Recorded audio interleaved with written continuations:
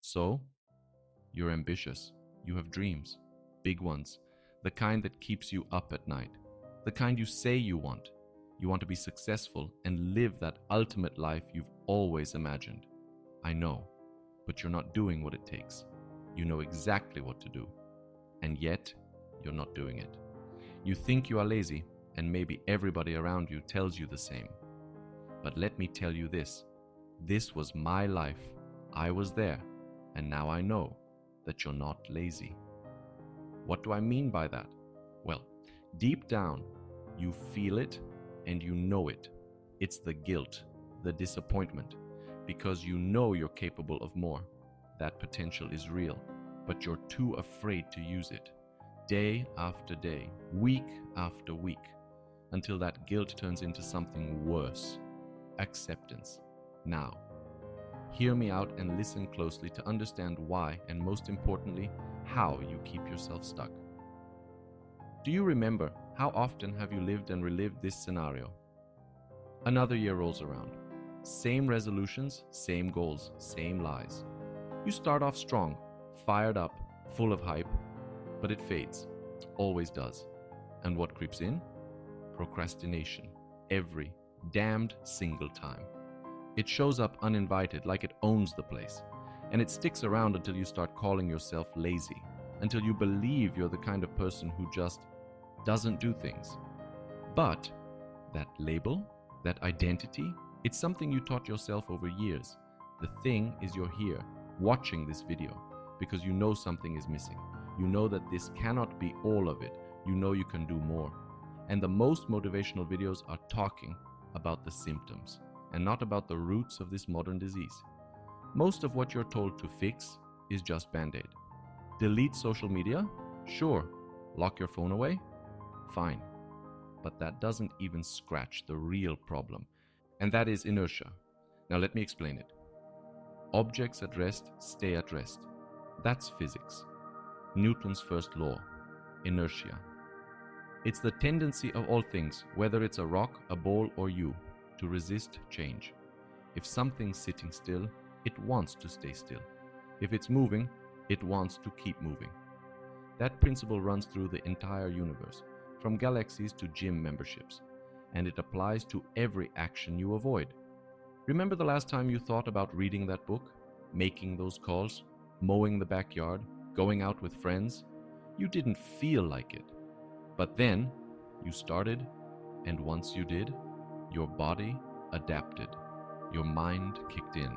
It became easy. It felt good. It was fun. That's inertia shifting from rest to motion. And that changed everything. Same rule. Every time. Now listen closely. Getting started is hard because your brain sees the start as a big mountain climb.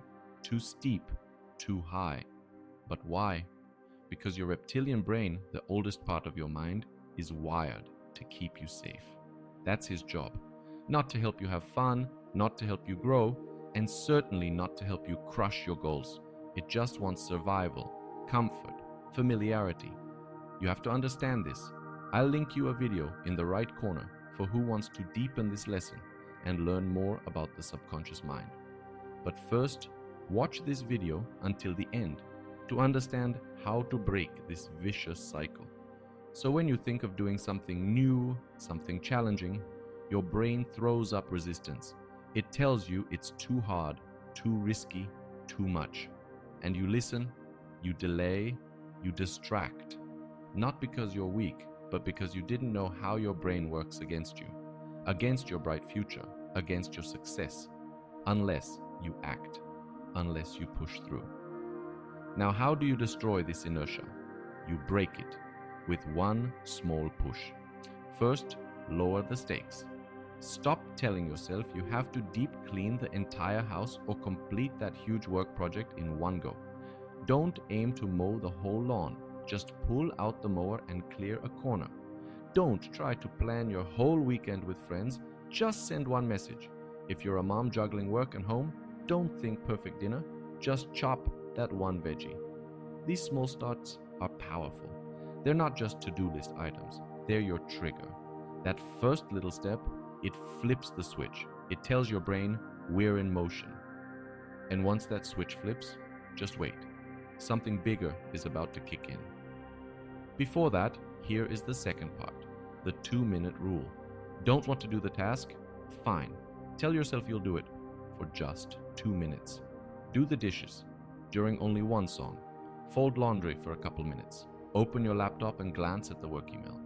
This, here and now, isn't about finishing the task, it's about showing up, taking action. You're not training to be productive right now. You're training your mind to stop labeling you as lazy. You're teaching your brain that action is normal, that starting isn't dangerous, that motion is safe, that shift, it's everything. Because now we're getting to the best part. Because what happens next? Momentum. Momentum is the hidden force that turns effort into progress. Once you start moving, it becomes easier to keep going.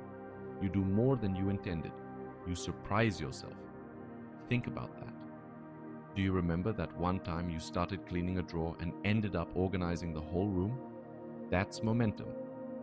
Now your brain is learning that doing the work is safe, that there's no threat, no danger, just movement. Your mind realizes it doesn't have to resist. Tony Robbins said it best. The most important thing you can do to achieve your goals is to make sure that as soon as you set them, you immediately take massive action. Momentum builds discipline. It makes consistency easier, and it starts with motion. I've linked a video up here about discipline, and since you're still watching, take a second, hit that like button and subscribe. That simple click helps this community grow and lets me keep bringing you content that actually makes a difference. Thanks for the support. Now let's get back to the real work. That first push is hard, like pushing a boulder uphill. You will agree with me when I say this wasn't always the case, right?